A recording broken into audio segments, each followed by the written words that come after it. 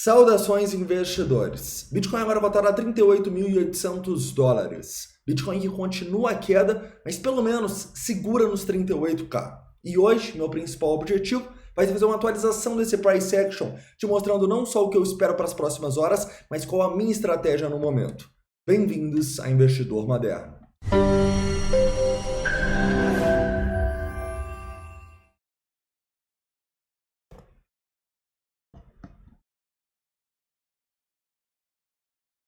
Investidores, hoje eu quero começar aqui com vocês falando um pouco do Bitcoin no diário, tá bom? Vamos falar um pouco sobre esse nosso suporte aqui que a gente está segurando e zonas que a gente não só precisa segurar acima, mas precisa romper para cima, tá? Então a gente vai baixar o tempo gráfico por 4 horas, por 1 hora, por 15 minutos, para ver essas zonas de resistência importantes. Também vamos fazer uma atualização de sentimento aqui, falando de indicadores no longo e no curto prazo, tá? Mas antes de começar, não esquece aí de deixar o like, se inscrever caso não seja inscrito e pode mandar aqui já nos comentários quais altcoins você quer que seja analisada no vídeo da noite, tá? As mais pedidas serão analisadas. Investidores, vamos começar então falando um pouco do Bitcoin, tá? E a gente vai começar fazendo uma análise de longo prazo aqui no diário. Acredito que, como vocês sabem, no diário a nossa situação é tensa, mas a gente ainda se mantém acima de um suporte importante, que é o nosso ponto de controle aqui, se a gente pega, olha só, muitos meses para trás.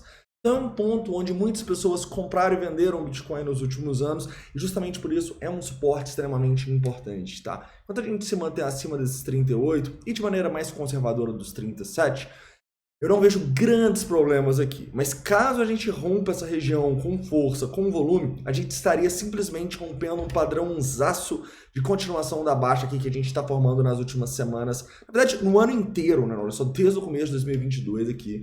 Então realmente é uma situação tensa, tá? Mas quando a gente estiver acima, temos suportes importantes abaixo. Toma cuidado com esse rompimento aqui. É uma zona onde eu pensaria em diminuir as minhas exposições, tanto nos 38 quanto nos 37. Porém, enquanto a gente estiver acima dessas regiões de suporte, enquanto a gente estiver em extremo medo, eu acho que é importante sim a gente manter certa exposição no mercado, mas tem que ser uma exposição eficiente na minha visão, ou seja, uma exposição que você vai acumular Bitcoin, mas também vai vender à medida que ele for subindo, né? Quando ele está numa tendência de baixa, igual a gente assumiu nas últimas semanas, quando a gente sobe, vai testar zonas de Fibonacci, a gente tem que ir vendendo aos poucos, tá bom? Pelo menos para a gente fazer um preço médio melhor, né? Se a gente só comprar, nosso preço médio pode ficar muito ruim e muito distante do preço. Mas se a gente tiver uma gestão eficiente, ou seja, a gente compra nos momentos onde todo mundo está sendo liquidado abaixo e vende quando quem vendeu no fundo está sendo liquidado para cima ou está se desesperando e comprando, a gente vai melhorando o nosso preço médio ao longo do tempo.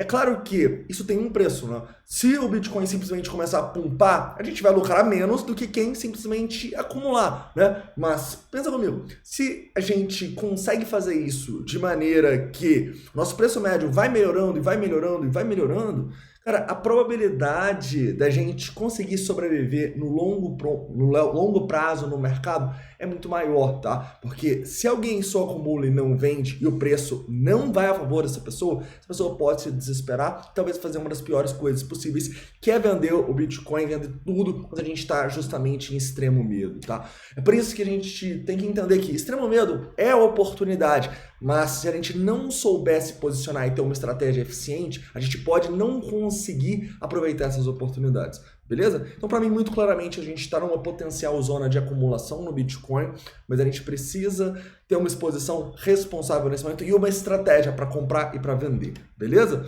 Olhando aqui os nossos indicadores, a gente tem alguns pontos bem importantes também, tá? Mas antes de falar do sentimento em si e de novas oportunidades de acumulação que a gente teve próximo aos 38 mil dólares, vamos falar um pouquinho sobre o que está acontecendo no curto prazo, inclusive o Bitcoin demonstrando um pouco de força agora.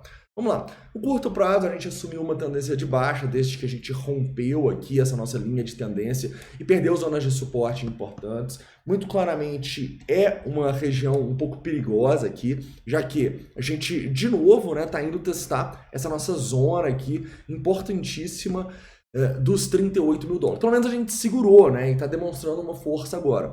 Como eu disse no vídeo de ontem, Para mim, acima dessas zonas, os 38, 37, é potencial zona de acumulação. Como vocês podem ver, a gente inclusive tem uma divergência no RSI, nessa nossa região aqui que a gente foi testar próximo dos 38 mil dólares. E nesse momento, a gente vai ter algumas resistências importantes acima que eu gostaria de destacar para vocês e que seria bom a gente rompê-las para demonstrar essa força, tá bom?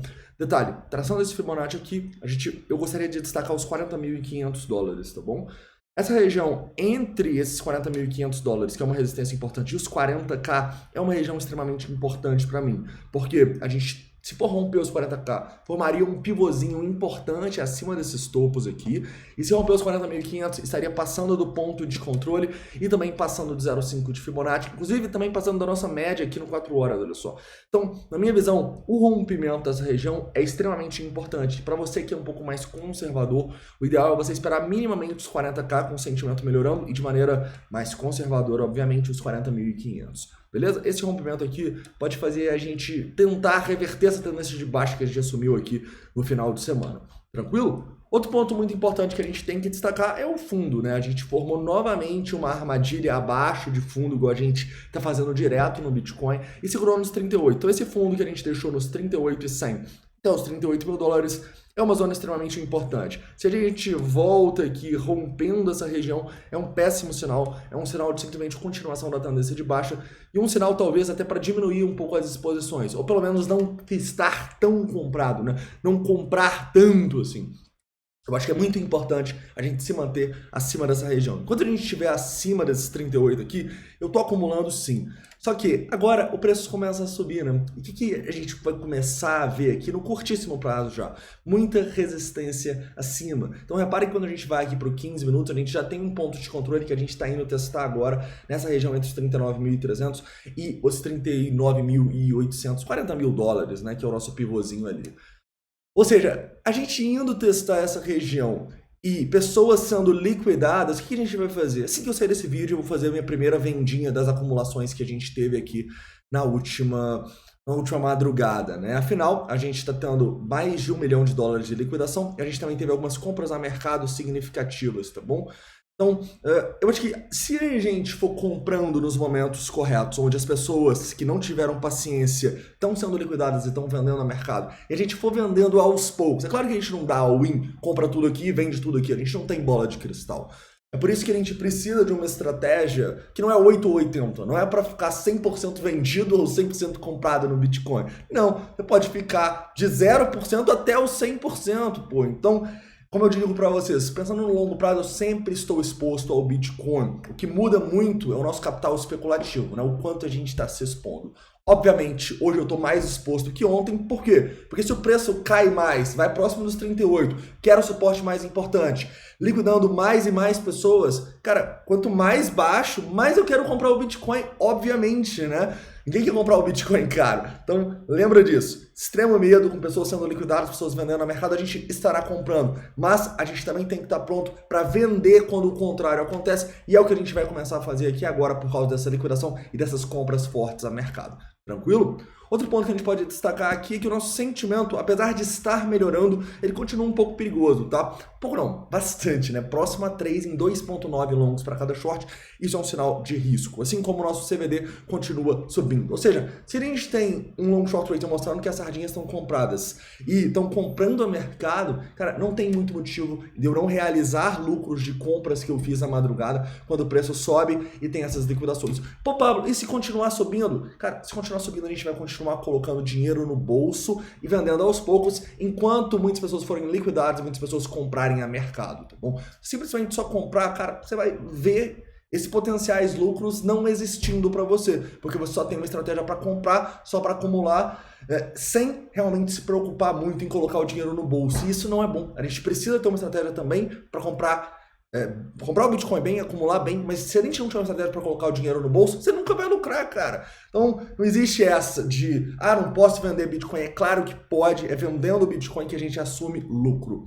Tranquilo? Isso não quer dizer que você não tem que ter Bitcoin para o longo prazo, né? Então, vai de cada um. Eu sempre tenho Bitcoin para o longo prazo, eu sempre vou ter, eu tenho desde 2016, tá? Se você gosta do Bitcoin, você precisa de uma estratégia também de investimento, não de trading, que é o que eu estou falando aqui com vocês. Comprar nos 38, vender nos 39. Cara, isso é trading, isso não é investimento, tá bom? Então, divida o seu lado trader para o seu lado investidor. É o que eu faço sempre desde 2016 e, na minha visão, é a melhor maneira da gente se portar num mercado extremamente volátil igual é o do Bitcoin. Beleza? Outro ponto que a gente pode destacar aqui também, que é um pouco perigoso, é que a gente está com o nosso Open Interest bem próximo à máxima histórica, 86 mil bitcoins, galera. Então, a gente não pode simplesmente se assustar se a gente tiver um movimento muito forte nas próximas horas ou dias. Então, o que você tem que fazer na minha visão? Tem que estar mais exposto que ontem, com certeza, mas tem que ter uma exposição que te deixa confortável, sendo o Bitcoin ter uma despencada aí nas próximas horas, sendo o Bitcoin conseguir demonstrar força e voltar a subir aqui. Esse Open Interest dita pra gente volatilidade chegando, e como a gente tem muitos longs para shorts, muitas sardinhas compradas, a maior probabilidade dessa volatilidade ser para baixo, tá bom? Então, sim, a gente quer estar exposto nesse momento, mas de uma maneira que o Bitcoin caindo a gente vai ficar feliz em comprar mais, tá? Se bem que se perder os 38 começa a ficar perigoso, né? Mas, você sabe, a gente gosta sim de acumular Bitcoin nos momentos que tá todo mundo falando que ele vai morrer, né? Nos momentos que tá todo mundo em extremo medo. Então, nunca vai deixar de ser uma oportunidade se a gente vê o Bitcoin, por exemplo, rompendo os 38 e tendo mais uma queda forte, né?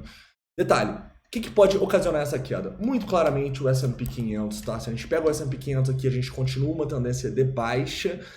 E como vocês podem ver aqui, olha só, a gente está caindo 0,62, né? Inclusive, parte dessa alta que o Bitcoin está tendo pode ser explicado pelo S&P. Repare que a gente sobe exatamente no mesmo local. Então, eu enxergo que a correlação continua, tá bom? O S&P assumiu uma tendência de baixa aqui, mas a gente ainda tem suportes importantes no 4 horas. Lembre-se disso. Então, S&P 500... pode ajudar a gente ou pode ferrar com a gente. Esperamos que ajude, né? Mas enquanto a gente estiver aqui acima desse suporte, ó, desses 4.100, eu não vejo motivo para pânico no S&P, assim como eu não vejo motivo para pânico no Bitcoin. A gente vai estar comprando, a gente vai estar acumulando, não só o Bitcoin, como o próprio S&P 500, que a gente começou a fazer algumas posições por causa dessa queda muito forte do dólar aí que a gente teve, né? Inclusive, falando do dólar, né, a gente está tendo uma subida aí nos últimos dias e é natural, né? É de se esperar bastante volatilidade nas próximas semanas, investidores. Então, é o que a gente sempre fala com vocês, cara. Já é difícil a gente operar o Bitcoin, operar ativos assim, como o próprio S&P 500. Se quiser operar câmbio, cara, tem até aquela frase que eles sempre falam, né? Inventaram o câmbio para deixar os economistas sem graça em errarem as previsões. Então não faz sentido a gente tentar operar o câmbio. O que a gente faz? A gente vende quando está caro e a gente compra quando está barato. Pô, mas eu não sei quando tá caro e quando tá barato. É por isso que a gente está comprando desde os $5. Compramos em 5, compramos em 4,90, 4,80, 4,60. Obviamente, cara, tem eleição no final do ano. Eu não vou querer comprar dólar abaixo dos 5.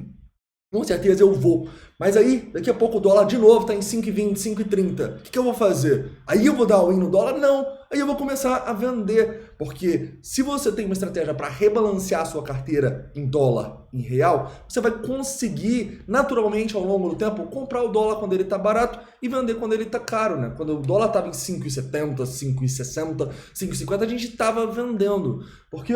Porque a gente precisa entender e definir isso na nossa estratégia de investimento, tá? O que a gente faz no dólar é muito mais olhando para investimento do que trading em si.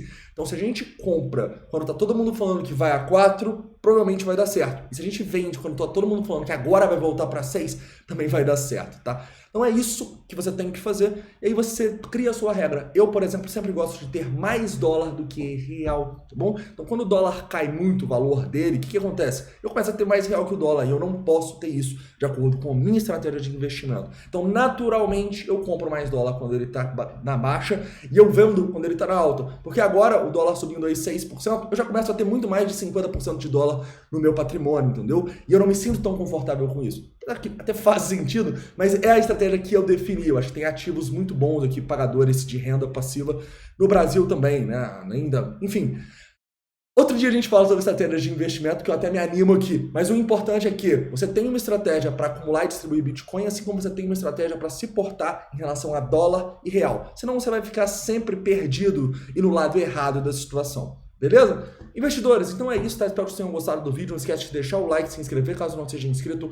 Deixa aqui todas as dúvidas, críticas e sugestões nos comentários, incluindo a altcoin que vocês querem que seja analisada. Um forte abraço e até lá.